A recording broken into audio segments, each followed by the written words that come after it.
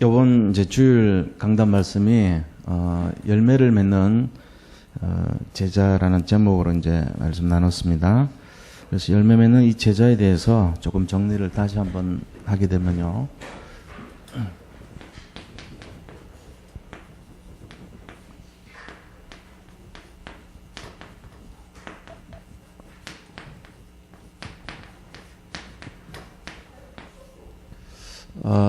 이 하나님께서, 그러니까 그리스도께서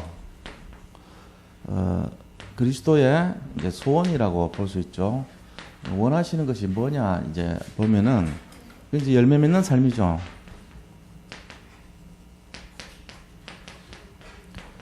우리 인생이 열매를 맺기를 원하신다 그랬습니다. 그런데 그 열매 맺는 이제 내용에 있어 가지고 보면은 이제 그 일종의 그 전도의 열매를 이제 볼 수 있거든요. 그러니까 전도의 열매라고 하는 것은 우리가 살아가면서 우리를 통해서 인도받는 모든 그 열매가 하나님 가장 기뻐하시는 거죠. 그래서 누가복음 4장 43절에도 보면은 예수님이 이 땅에 오신 이유가 전도를 위해서 왔다고 그렇게 말씀하셨거든요. 내가 전도하기 위하여 왔다고 그렇게 말씀하고 계십니다. 이것처럼 우리가 여기에 방향 맞추는 것을 가장 기뻐하시죠. 그래서 다른 거 어떤 것보다도 진짜 우리가 어떤 예를 들면은 뭐 문제 해결을 위해서 전도하고 그런 건 좋은 건 아니에요. 사실 동기를 갖고 하는 건 아닌데 정말로 전도를 해버리면 문제가 해결이 돼요. 그걸 알아야 돼요. 문제를 해결하기 위해서 뭐 기도하고 말씀 보고 전도하고 이거는 바람직한 건 아니에요. 그렇게 하는 것은 틀린 것이고 문제를 해결하지 않아도 우리가 당연히 해야 되는 거예요. 그거는. 그럼 문제 해결되면 안 해도 되느냐? 그게 아니란 말이에요. 늘 해야 되는 거예요. 당연히. 그런데 전도를 하게 되면은 하나님이 너무 기뻐하시니까 이런 어려움까지도 해결을 해 주신다는 거죠. 그래서 이런 영적인 지혜를 갖고 전도 열매를 맺기를 원하신다는 거예요. 그래서 두 번째는 이 성령의 이제 열매를 하나님이 우리에게 맺기를 원하신다. 성령의 열매는 9가지 성령의 열매 있잖아요. 우리 자신에 대해서는 이 사랑하고 희락과 화평과 또 그다음에 남에 대해서는 자비, 양선, 오래 참음을 하고 하나님에 대해서는 충성과 절제와 온유로 이렇게 9가지 열매가 있단 말이에요. 근데 이게 사실 쉽지 않죠. 왜냐하면은 우리가 이게 이제 각인이 되고 체질이 되고 생각이 치유되고 이렇게 돼야지 나타나는 거예요. 우리 속에 뿌리가 내려야 된단 말이에요. 근데 그게 안 되니까 이렇게 또 자꾸 안 되고 또 안 되고 그런 걸 이제 많이 보죠. 그래도 그 속에서 우리가 이제 점점 자라간다는 걸 알아야 됩니다. 우리가 뭐 성령의 9가지 열매를 다 이루는 삶이 된다면 얼마나 좋겠어요. 잘 안 돼요.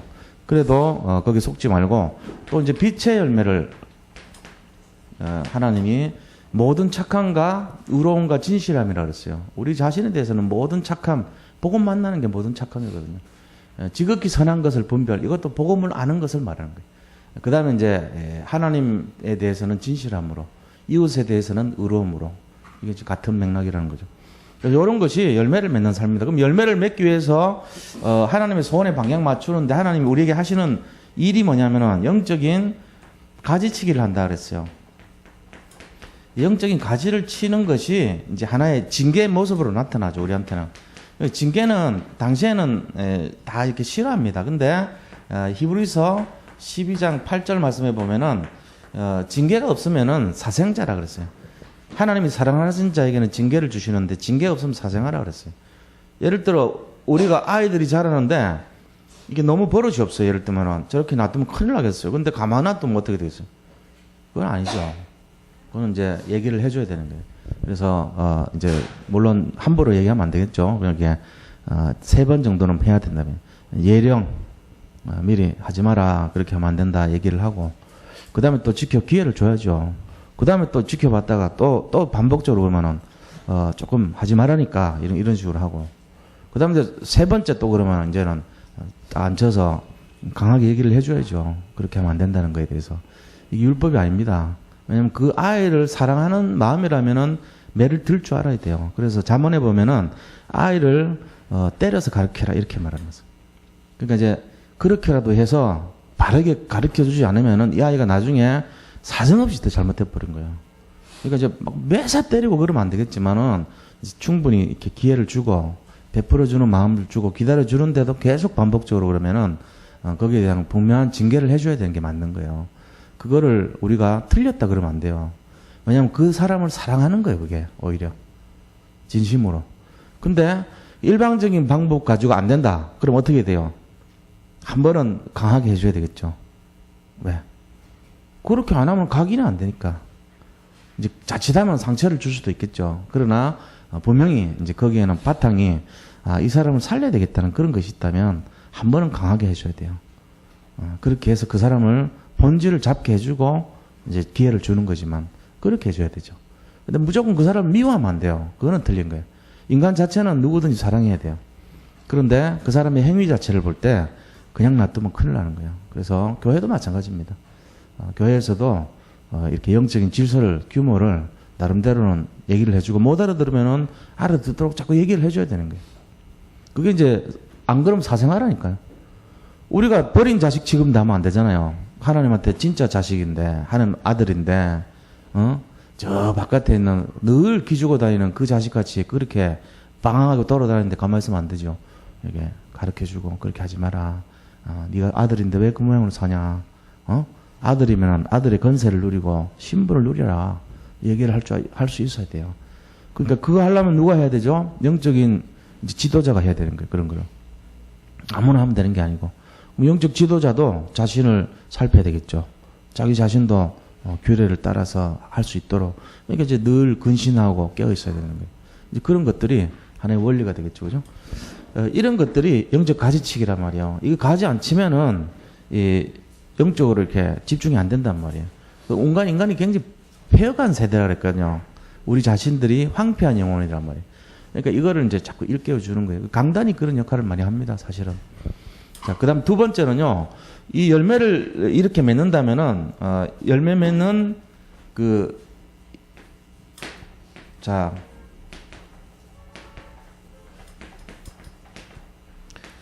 이 열매를 맺는 하나의 내용이 있잖아요. 어떻게 해야지 열매를 맺을 수 있겠냐.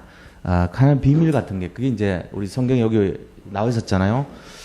하나의 비밀이란 비밀이고, 이거밖에 없어요, 사실은. 비결, 비밀 뭐 이런 거죠. 그게 뭐냐 하면은, 붙어 있으면 돼요. 하나님하고 그리스도와 함께 하면 돼요, 함께. 우리는 가지니까, 가지가 살 길은 이 나무 줄기에 붙어 있는 것밖에 없어요. 그러니까 우리가 뭘 하는 것 자체가 어리석은 거예요. 가지에 붙어 있으면 돼요. 24시간 그리스도를 계속 묵상하면서 붙어 있으면 돼요. 그것밖에 없어요. 우리 자신이요, 우리가 없어지면 되는 거잖아요. 어떻게 보면은. 그리스도가 완전하게 나타날수록 응답이 오는 거니까 내가 없어질수록 좋은 거예요. 그렇다고 내가 뭐 죽을 수는 없는 거잖아요. 여기서 없어진다는 말은 이제 영적인 의미를 가진 거예요. 그러니까 내가 그리스도 안에 들어가서 내가 없어지는 비밀은 뭐냐 하면은, 내가 영적으로 주님만 100% 나타나도록 하면 돼요. 그러려면 하늘의 미랄이, 살아있으면은 열매를 맺지 않지만 죽으면 많은 열매를 맺는 그 마음으로, 갈라디아 2장 20절의 마음으로 살아야 돼요. 근데 이제 우리가 이렇게 보면은, 영적인 리더들이 이제 오류 중에 하나가 뭐냐면은 자기가 뭔가를 하려는 사람들 있잖아요. 자기가 뭔가를 막 하려는 사람들 많아요. 하다 보면은 이젠 내가 좀 뭔가를 해야 되겠다 이런 사람, 그게 굉장히 위험한 시간이에요. 그럼 어떻게 해야 되는데요? 그렇게 하면 안 돼요. 자기가 뭔가를 이제는 내가 좀 새롭게 뭔가를 해야 되겠다, 이거 되게 위험한 순간이에요. 그거 안 하는 게 좋아요. 그러면 새로운 연도가 시작되는데 뭔가를 해야 되지 않겠냐? 그것조차도 안 하는 게 좋아요. 그럼 어떻게 해야 되는데요? 그냥 기도하면 돼요. 너무 이렇게 뭔가를 막 하려는 그 자체가 틀린 거예요. 그럼 하려는 의욕이 그러면 안 가지고 어떻게 일을 하냐? 그러니까 우리가 전부 실패한 이유가 내가 하려는 것에서부터 시작돼요. 그럼 뭐 해야 됩니까? 맡겨야 돼요, 맡겨. 따라가는 것이고, 맡기고, 순종하고, 내가 해야 될 몫을 쥐고, 그 다음에 섬기고 이런 거지, 내가 뭘 하고 이런 거 아니에요. 하는 건 한 명만 하면 돼요. 한 분만 하시면 돼요. 그러면 누구냐? 하나님. 하나님 성령께서 하시면 돼요. 성령보다 앞서면 안 돼요. 성령을 넘어서도 안 되고요. 성령이 가면 따라가고 성령이 멈추면 같이 멈추면 되는 거예요. 근데 내가 이제 뭐 좀 해봐야 되겠다. 다 실패합니다. 그래갖고 성공한 사람 거의 없습니다. 그리고 그 사람 굉장히 위험한 사람입니다. 그런 사람이 잘못하면은 전부 다 어렵게 만듭니다. 왜? 자기가 뭔가를 하려고 막 하다가 전부 안 돼요. 다 틀린 거예요. 그러면 우리 계획도 세우지 말아야 되냐? 아니면 뭘 이렇게 짜는 것도 하지 말아야 되냐? 이래 오해할 수도 있잖아요. 그게 아니에요. 제가 말씀드린 거는. 주님께 기도하면서 내가 그분의 음성을 들으면서 따라가는 거지. 가만 그냥 안 하고 그건 아니잖아요. 하나님이 원하시는 뜻을 늘 살펴야 돼요. 24시간 분별해야 돼요. 안 하는 것보다 더 많이 하는 거예요, 사실은. 왜요? 하나님의 음성을 들어야 되고 그분이 원하시는 뜻을 찾아야 되고 정말로 기뻐하시는 것이 무엇인지를 분별해야 하기 때문에 우리가 안 하는 게 아니고 하나님이 하시는 것을 볼 수 있도록 자꾸 따라가는 거예요. 그러니까 기도해야 되죠. 말씀 묵상해야 되죠. 하나님의 뜻을 찾아야 되죠. 구해야 되죠. 이게 하는 거예요. 자기가 해야 될 게. 내 생각을 자꾸 앞서가지고 내가 뭘 해야 되겠다. 그 사람은 이제 솔직한 얘기로 세상적으로 보면은 망하는 지름길로 가고 있는 겁니다. 뭘 해도 안 됩니다. 그런 사람은. 1년 지나놓고 보면은 완전히 다 망가뜨려놔요. 왜? 자기가 뭔가를 해보려고 그랬기 때문에 틀린 거예요. 그럼 어떻게 해야 되는데요? 순종하고 따라가고 기도하고 인도받고 그걸 오늘 정리를 해드리려고 있다가 그렇게 하면 되는 거예요. 자, 열매 맺는 비밀은 그리스도와 함께하고 나는 죽는 것이다. 세 번째는 자 이렇게 했을 때 하나님이 정말로 이 열매 맺는 이 제자 열매 맺는 제자는 그럼 어떤 제자가 돼야 되냐? 그럼 이렇게 했을 때 열매 맺는 제자가 집중해야 되는 것이 뭐냐? 이걸 알아야 될 거 아닙니까? 그것이 바로 딴 게 아니고 자 열매 맺는 제자의 열쇠죠. 키죠. 키가 뭐냐 이거죠. 진짜로 우리가 내 생각이 내 행동이 내 결단이 앞서는 것이 아니라 내가 뭐에 진짜로 집중을 해야 되는 것이 있다면 그것이 뭐겠냐. 그게 이제 말씀과 기도라고 나와 있어요. 이번 주 강단에 보니까 너희가 말씀에 집중하고 기도에 집중하라 여기 돼 있잖아요. 두 개. 예배에 집중해란 말이에요. 그러니까 이 열매 맺는 제자가 집중할 거는 딱 한 개. 예배란 말이에요. 예배. 이 예배가 집중이 되면은 말씀, 기도 이게 두 개가 해결이 돼요. 포럼도 이 중심으로 가면 돼요. 그러니까 내가 뭘 하려는 것이 버리라는 얘기는 진짜 버리라는 게 아닙니다. 예배를 진짜 집중하고 말씀에 집중하고 기도에 집중하라는 얘기예요. 그러니까 뭐 1년 거창한 1년 계획을 세워가지고 되지도 않은 계획을 시작하는 것보다는 그날의 말씀과 기도에 충실하면 돼요. 그게 맞는 거예요. 그게 맞는 거죠. 마라톤 뛰는 선수가요. 내가 여기서 몇 미터까지는 뭘 어떻게 하고 계획시건 세운대요. 안 돼요. 그렇게 하면 다 실패해요. 그럼 어떻게 하면 되냐? 자기 발 앞에 있는 땅만 자기 앞에 한 1m 앞에 있는 땅만 바라보고 그것만 충실해가지고 계속 바라보고 가는 거예요. 앞에 보지 말고 계획도 세우지 말고 자기 앞에 1m 앞에 땅만 보고 계속 가는 거예요. 그렇게 하면서 힘 조절해서 가면요. 결국은 도착하는 게 마지막 종점이 보이면 이 사람은 승리하게 되어 있는 겁니다. 먼 계획을 세울 게 아니에요. 자기 페이스와 능력에 맞게 1m 앞에 것만 충실해서 가면 되는 거예요. 그게 맞는 거예요. 그게 말씀 인도받고 기도 인도받는 삶이란 말이에요. 그럼 거창하게 10km까지는 내가 얼마로 가고 20km는 뭘 하고 30km는 뭘 하고 그걸 해봤자 되는 게 아니라니까 그게. 그러니까 열매 맺는 제자는 말씀과 기도에 집중하는 것입니다. 그리고 하나님 영광을 위해 사는 인생이라고 그랬어요. 이게 우리가 열매 맺는 제자의 내용을 다시 한번 정리한 내용입니다. 그러니까 결국은 이 내용이 뭐냐? 열매 맺는 제자의 가장 큰 내용은 그리스도가 주인. 이게 결론이에요. 예수님이 주인 되면 된다는 얘기죠. 내가 주인 되면 실패합니다. 그 당연한 거 아닙니까? 우리가 주인 돼가지고 될 수가 없잖아요. 우리는 인도받는 사람들이지 앞서 나가는 사람들이 아니에요. 하나님이 앞서 나가는 분이시고 우리는 따라가는 사람들. 이 원리만 알면 다 성공합니다. 뭘 하려고 그럴 필요도 없어요, 사실은. 이것만 알면요. 내가 기도해야지. 이게 먼저 나와야 돼요. 하나님이 앞서가는데 내가 할 게 뭐 있어요? 하나님 기도하면 하나님이 하시죠. 내가 진짜 경제 문제도 내가 정말 기도해야 되겠구나. 하나님이 하실 수 있도록. 내 모든 삶의 문제도 본질도 내가 지금 어려움도 하나님께 맡겨야 돼요. 내가 하는 것이 아니라 그게 신앙생활의 가장 중요한 내용이에요. 그래서 우리가 네 가지에 집중을 해야 되는데 첫째는 뭐라고요? 전도. 여기에 집중을 해야 돼. 그 다음에 두 번째는 선교. 그 다음에 세 번째는 렘넌트. 여기 집중해. 자, 네 번째는 복음, 경제. 이걸 집중해야 돼요. 이 네 가지에 집중하는 사람은 결국은 열매를 맺게 돼 있습니다. 그래서 성령이 인도받아서 우리가 뭘 계획을 세우는 게 아니고 큰 포인트만 알고 있으면 돼요. 내 평생에 나는 전도를 위해서, 선교를 위해서, 후대 렘넌트를 살리기 위해서, 내가 복음 경제 회복을 위해서 살겠다. 평신도들은 이 네 가지 생명 거세요. 그러면 반드시 성공하게 돼 있습니다. 돈을 그냥 막연하게 벌려고 하면 안 되고 이 네 가지 때문에 벌려고 그러면 이유가 있어요. 그러면은 당연히 벌 수 있죠. 그렇게 해야 됩니다. 여기에 방향을 맞추고 기도하시면 돼요. 실제적으로 응답이 올 줄로 믿습니다. 자, 그 다음에 이제 본론에 들어가서요.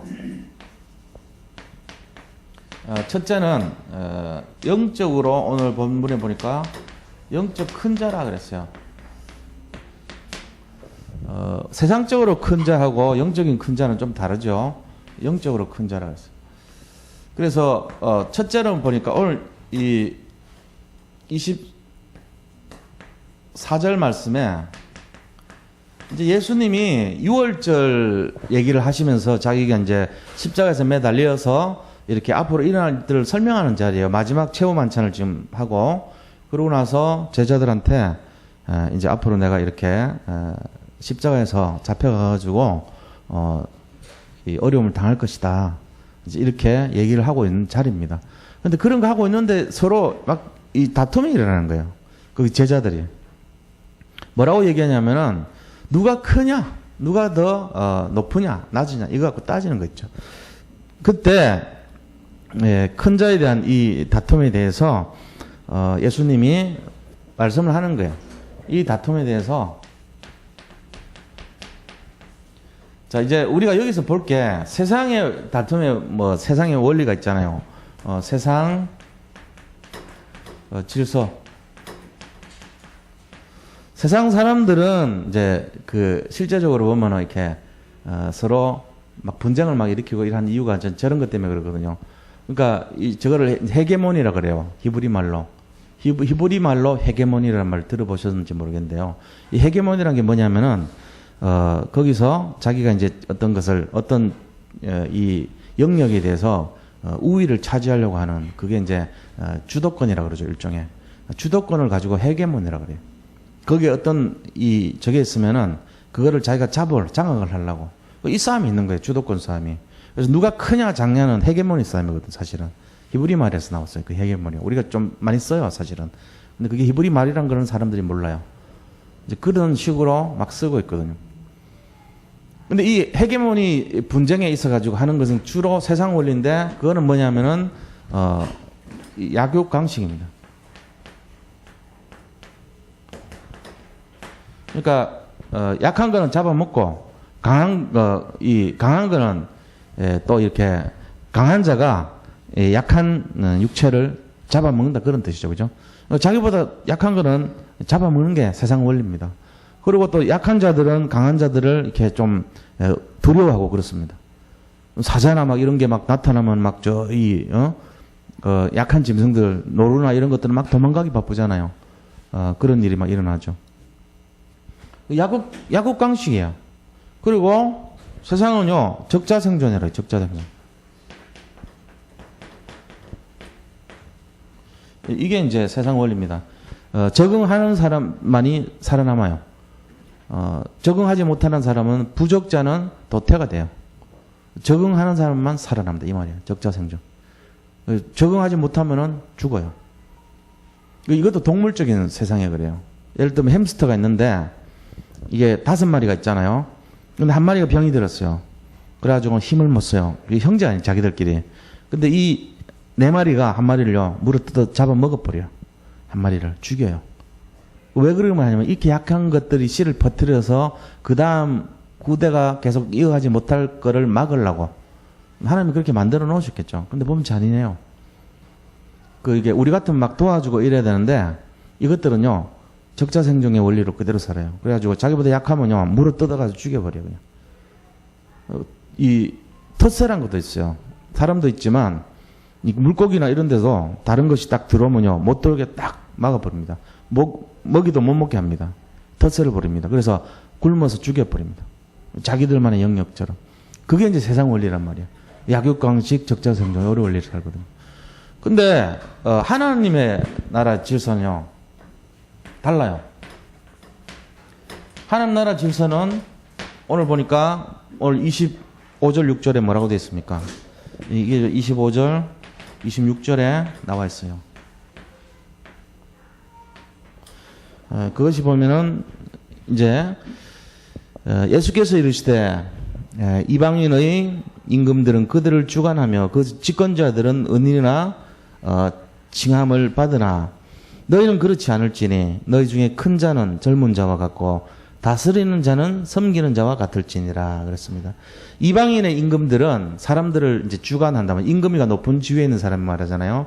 그 사람들은 밑에 있는 사람들을 다스리는 그런 식의 형태가 이 세상의 질서란 거예요. 약육강식이죠. 근데 하나님 나라의 질서는 그렇지 않다는 거예요.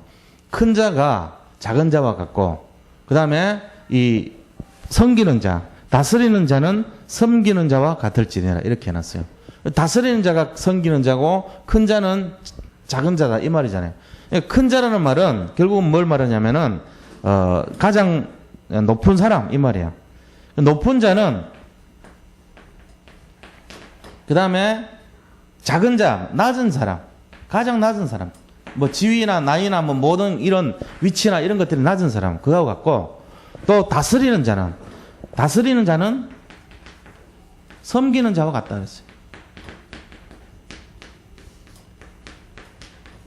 이게 세상 원리가 아니고 하나님 나라 질서예요. 그러니까 오히려 하나님 나라에서 높은 사람은 뭐냐? 가장 낮은 사람이 높은 사람이라는 거예요. 하나님 나라에서 제일 섬기는 자가 누구냐? 다스리는 사람이 섬기는 자가 아니고 진짜로 밑에서부터 섬기는 자가 제일 높은 사람이라 그 얘기예요. 세상하고 완전히 틀리죠? 세상에서는 이 지위가 높아서 높은 거지만 이 복음 안에서는 뭐라고요? 섬기는 사람이 제일 높은 사람이에요. 그리고 여기 비유를 딱 드러났어요. 세상에서는 여기 앉아 있어서 앉아 먹는 사람이 높은 사람 아니냐 말하자면은 여기 보세요. 27절에 앉아서 먹는 자가 크냐 섬기는 자가 크냐. 섬기는 사람이 낮은 자잖아요. 그러니까 말하자면은 누가 이렇게 식당에 갔는데 손님이 크냐 그걸 서빙하는 그 서빙하는 사람이 크냐 지금 이런 거예요. 예수님 말씀이 앉아서 먹는 사람이 크냐 그거를 서빙해서 받들어서 옆에서 시중 드는 사람이 크냐 이 말이거든요. 그러면서 그 뒤에 나오는 말씀이 이상한 말씀 하시거든요. 뭐라냐면은 자 27절 보세요. 앉아서 먹는 자가 아니냐 앉아서 먹는 자가 크지 않냐. 그러나 나는 섬기는 자로 너희 중에 왔노라. 나는 섬기는 자로 왔는데 내가 너희들이 밥 대접해 주려고 왔다. 지금 그 얘기 하신 거예요. 뭔 말인지 알아들으셔야 돼요. 이 원리로 보면은 섬기는 서빙해 주는 사람이 더 크다는 얘기예요. 하나님 나라의 질서는. 세상 질서는 앉아서 밥 먹는 손님이 더 크지만 이 복음의 질서는요. 어떤 사람이 여기 앉아 있으면 내가 그 배고픔을 달래주려고 베푸는 사람이 훨씬 크다는 거예요. 그래서 나는 너에게 대접받으러 온 게 아니고 섬기려 하고 오히려 너희를 대속하기 위해서 왔다. 이 얘기 하시는 거예요, 지금. 그게 바로 뭔 얘기입니까? 이 복음의 정신이 바로 뭐죠? 마가복음 10장 45절 말씀. 그죠? 마가복음 10장 45절에 뭐라 그랬어요? 인자가 온 것은 성경을 받으러 온 것이 아니고 섬기려 하고 오히려 너희들에게 내 목숨을 주어서 대속물로 삼게 하기 위해서 왔다. 그렇게 말한 거잖아요. 그죠? 마태복음 10장 28절도 똑같은 말씀이에요. 마가복음 10장 45절. 같은 말씀. 그래서 섬김을 받으러 온 것이 아니라 섬기려 하고 또 많은 섬기라고 자기 목숨을 많은 사람의 대속물로 주려 함이니라 그랬습니다. 마가복음 10장 45절, 마태복음 20장 28절. 10장이 아니고 20장 28절. 두 절 다 같은 내용입니다. 그러니까 우리 섬김의 종교예요, 우리는. 그러니까 복음을 진짜로 우리가 가지려면은, 어떤 것이 섬김인가, 그걸 잘 알면 되죠. 어떨 때는 마귀하고 대적하는 것이 섬김이에요, 그죠? 또 어떨 때는요, 진짜로 우리가, 그들을 밥 들어주고, 어려운 사람 도와주고, 이게 섬김이죠. 또 어떨 때는요, 단호하게 가서 영적 싸움을 벌이는 것이 섬김이에요. 잘 생각하셔야 돼요. 그냥 뭐, 이렇게 막 무조건, 예, 죄송합니다. 이게 아니고요. 당당하게 가서 말할 거 딱 하면서 딱 복음을 가지고 사람 살리는 모든 것이 섬기는 거란 말이에요. 그 지금 잘못되어 가는데 가만 놔두면 안 되죠. 그게 섬기려면 어떻게 돼요? 내가 욕을 얻어 먹더라도 복음 정신을 발휘해야 되는 거예요. 그게 섬김입니다. 그래서 결과적으로 이 하나님 나라의 진정한 질서는 뭘 말하냐면은 영적으로 큰 자에 대해서는요. 창세기 3장에 있는 사람들을 살리는 자입니다. 이게 영적으로 큰 자예요. 진정한 섬김의 대표적인 사람은요, 사람 살리는 사람입니다. 영적 싸움을 해가지고요,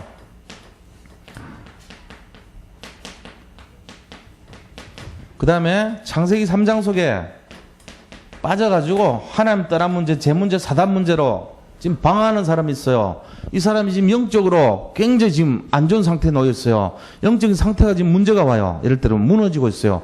그런데 가만 놔두면 안 되잖아요. 그걸 어떻게 해야 돼요? 그분을 섬기는 방법이, 그냥, 잘하고 있습니다. 이게 아니라니까요? 가서 딱 얘기를 해줘야 돼요. 경고 사인도 해주고, 나단 선지자가 다윗이라는 임금을 섬겼을 때 쓰는 방법이 뭔지 아세요? 나단 선지자가? 비유를 들어서 얘기했잖아요. 양 한 마리밖에 없는, 이웃이 있었는데, 농부하셨는데, 양 99마리 갖고 있는 부자가 그 한 마리 양을 뺏어갔다. 그 사람은 어떻게 해야 되겠습니까? 물어보잖아요. 그러니까 다윗이 뭐라 그래요? 그 놈이 어떤 놈이냐? 당장 잡아오라. 그러니까 그 놈이 당신입니다. 그랬잖아요. 왜 우리아의 아내, 하나밖에 없는 그 우리아의 아내를, 당신이 어마어마하게 많은 궁녀를 거느린 당신이, 그거를 자기 잡아먹으려고, 예를 들면, 잡으려고, 저 우리아를 적진으로 해가 죽이고, 뺏었냐? 말하자면 그렇게 한 거예요. 거기서 다윗이 깨달은 거예요. 그게 섬김이에요. 그냥 가만 놔두는 게 섬김이 아니니까. 그래서 다윗이 회개합니다. 그래서 영적으로 다시 세워집니다. 그게 바로 섬김이란 말이야. 이게 영적 싸움을 하는 거 아닙니까? 살리는 자란 말이야, 이게. 그러니까 우리가 딴 게 아니에요. 영적으로 큰 자는 어떤 거냐면은 바로 이 세상 다툼이 아니라 영적인 질서를 깨닫고 섬기는 자고 그들을 살리는 자다. 이렇게 아시면 돼요. 그게 영적으로 큰 사람이에요. 영적으로 큰 사람은요, 자기의 유익을 생각해서 막 무조건 남들한테 잘하고 베푸는, 그게 아니에요. 진정한 섬기는 거는 깨닫게 해주고, 살려주고, 그 다음에 정말로 영적으로 세워주고, 이런 걸 말하는 거예요. 그래서 어려움에 처해 있는 영혼들, 이웃을 다시 회복시키려고 갈 수 있도록 하는 그 사람이 섬기는 자예요. 이게 진정한 섬김의 내용입니다. 그래서 이걸 하기 위해서는 어떻게 됩니까? 우리가 맡은 직분에 생명을 걸어버려야 돼요. 그래서 앞으로 이제 이 또 직분이 이제 한 해 또 시작되는데, 이걸 위해서 우리가 영적으로 진짜 큰 자가 되려면은 내가 맡은 직분에 생명을 걸고 섬김의 모습으로 시작해야 된다는 것입니다.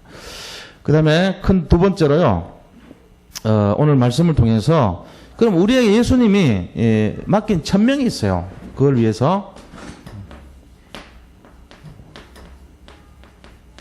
예수님 주신 천명이 있어요. 오늘 본문 보니까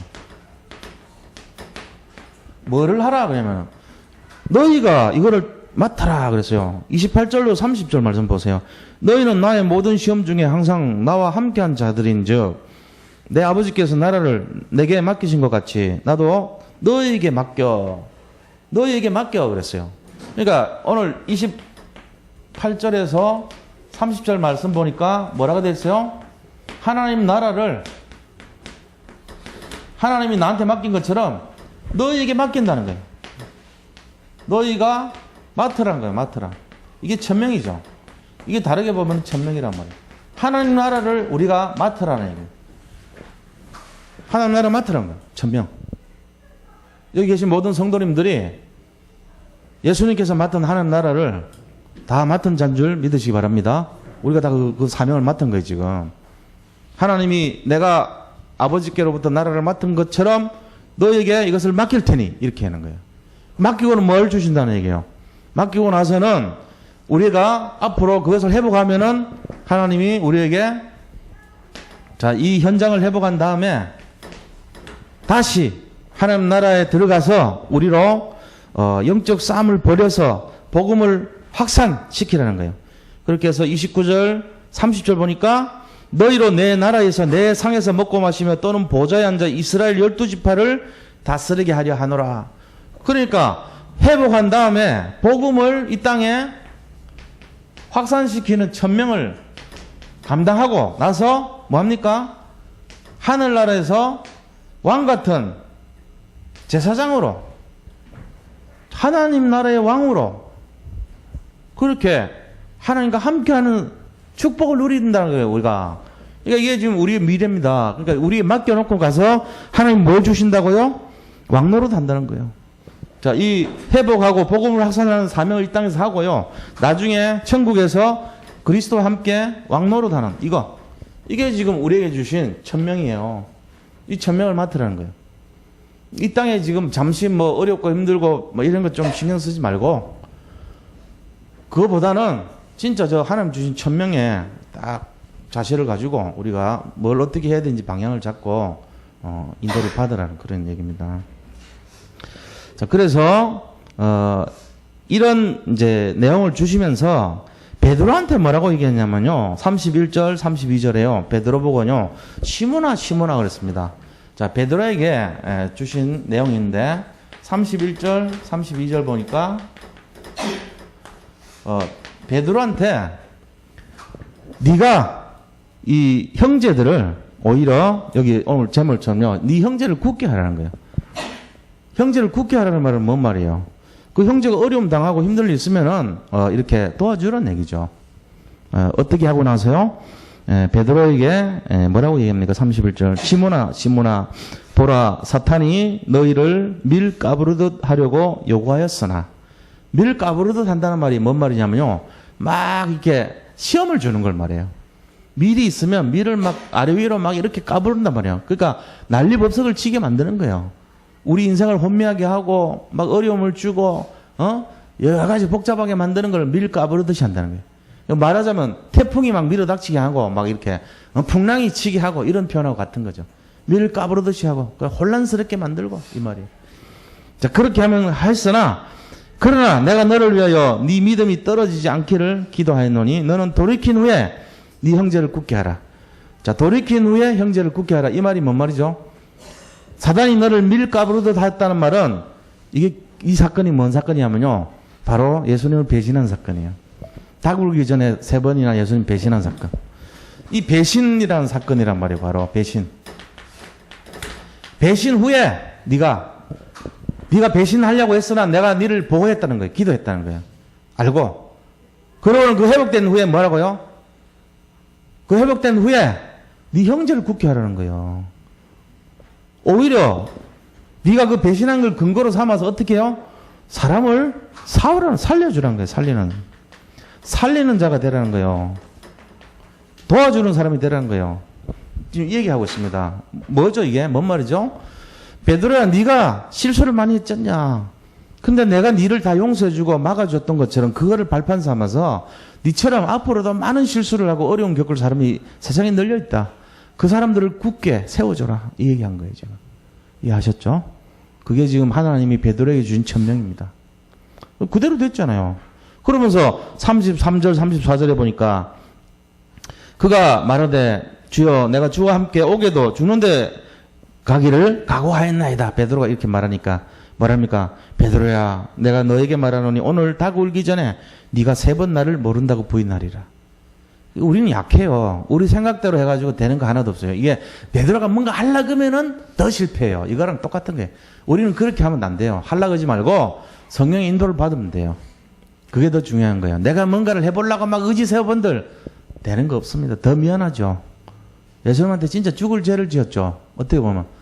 근데 예수님이 뭐랍니까? 네가 그렇게 실수한 걸 바탕 삼아서 다른 사람을 살려주라. 그렇게 얘기합니다.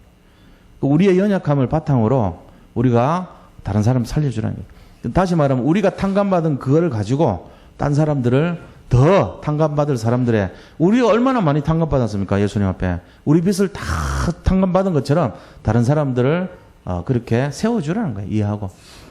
이게 예수님이 우리에게 하시는 말씀입니다. 형제를 굳게 하라. 이게 이제 내용이에요. 그러면 이게 결국은 뭐죠? 전도를 하라는 얘기잖아요. 사람 많이 살리고 전도해라. 복음 전하고. 다들 힘들고 어려워하는데 그 힘들고 어려워한 거를 이렇게 세워줘가지고 격려해줘가지고 살리라는 거예요. 결국은 사람을 사랑하면 돼요. 그것이 중심이 되죠. 그럼 뭐 아이들 우리가 사랑하지 않아서 때립니까? 그건 아니잖아요. 아이들을 바르게 교훈하기 위해서 가끔씩 매도 때리고 교훈도 주고 하지만 궁극적으로는 그 아이를 사랑하는 거예요. 그 마음은 틀리면 안 돼요. 아이가 미워가지고 하면은 법정에 서야 됩니다. 아이가 미워서 소금을 계속 먹이고 이러면 아이 죽잖아요. 또 아이를 계속 매질을 하고 멍을 주면은 계모가 요새 그런 일 많더란 말이에요. 그러면 법정에 서야 된다니까요. 그거는 이제 엄마, 친엄마의 마음은 아니죠. 근데 만약에 자기 친엄마라면 그렇게 할 수가 없죠. 당연히 아이가 나쁜 짓 하고 잘못된 일을 하더라도 사랑의 매를 가하죠. 그거는. 일깨워서 가도록 하는 거예요. 그럼 그 엄마는 뭐 완벽합니까? 그건 아니잖아요. 자기도 똑같은 죄를 탕감받은 베드로란 말이에요. 근데 베드로가 용서받았던 것처럼 똑같이 다른 사람들도 그렇게 세우라는 거예요. 그런 내용으로 얘기를 지금 하고 계십니다. 자, 그럼 결론은 우리가 뭘로 잡아야 될까요? 이런 내용 속에. 결론이 중요하죠.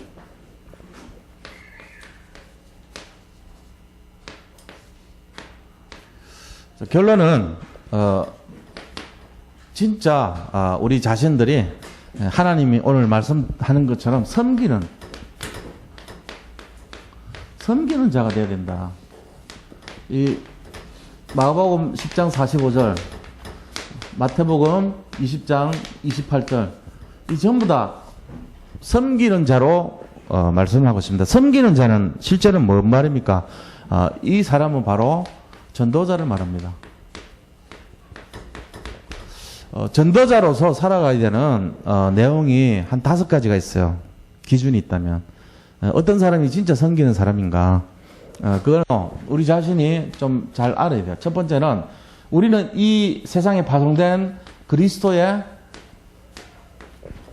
대사입니다. 우리가 이 땅에 파송된 하나님의 대사라는 것을 잘 알아야 돼요. 그러니까 내가 하나님 일꾼으로 대신해서 여기 온 거다. 지금 그리스도가 할 일을 내가 지금 해야 된다. 천명 잡은 대사란 말이에요. 그 다음에 두 번째는 우리는 이 하나님의 말씀을 생명을 걸고 말씀을 따라가야 돼요. 말씀을 따르는 자. 그죠? 그런 삶을 살아야 돼요. 그리고 세 번째는 저 위에 말씀처럼 우리는 섬기는 종의 모습을 가져야 돼요. 주인이 아니고 섬기는 종이다 우리는 말씀을 따르는 자고 섬기는 종이다. 그 다음 네 번째는 하나님께 예수 그리스도께 순종하는 삶이에요. 오직 주님을 따르는 사람이에요. 순종하는 사람이다.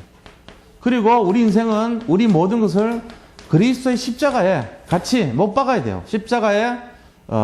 십자가를 지는 삶. 이게 이제 전도자 인생이거든요. 이 5가지가 섬기는 자의 내용입니다. 이 전도자의 내용이에요. 그러니까 이 말씀을 따라가고 섬기는 종이 되고 사람 살리고 그다음 십자가 지는 삶이 되고 그다음에 그리스도의 대사가 되고 말씀을 순종하는 그런 인생이 딱 돼가지고 내가 살아가야 됩니다. 그러니까 우리를 볼 때 그런 모습으로 이게 딱 단호하게 결단할 때는 확실하게 하고 또 주님이 원하시는 뜻에 딱 방향을 맞추고 그런 인생이 돼야 될 줄로 믿습니다. 이게 섬기는 자거든요. 거기에 이제 방향을 맞춰서 잘 살아야 돼요. 그리고 진정한 이게 바로 영적인 큰 자의 모습이에요. 이게 영적인 큰 자라 그랬잖아요. 예. 그 다음에 두 번째는 결국은 뭐냐? 참 제자가 되는 거예요. 결국은 하나님 원하시는 진정한 제자, 천명을 잡은 참된 제자의 모습으로. 제자는 뭡니까? 자기를 부인하고 오직 그리스도를 중심으로 살아가는 인생이잖아요. 그게 제자잖아요. 이 제자로 불림받은 사람이 뭐 자기 어떤 개인의 어떤 그런 거 안 하잖아요. 제자로 불림받은 사람은 하나님 중심으로 다 이렇게 가는 그런 인생이 돼야 됩니다. 그게 네 형제를 굳게 하라. 오늘 이 말씀 잘 묵상하시면서 진짜 이 시대에 우리가 그런 의미에서 부름받았다. 이거를 잘 잡으시고 승리하시기 바랍니다. 자, 우리 그 찬송 502장 찬송 드리면서 준비하신 헌금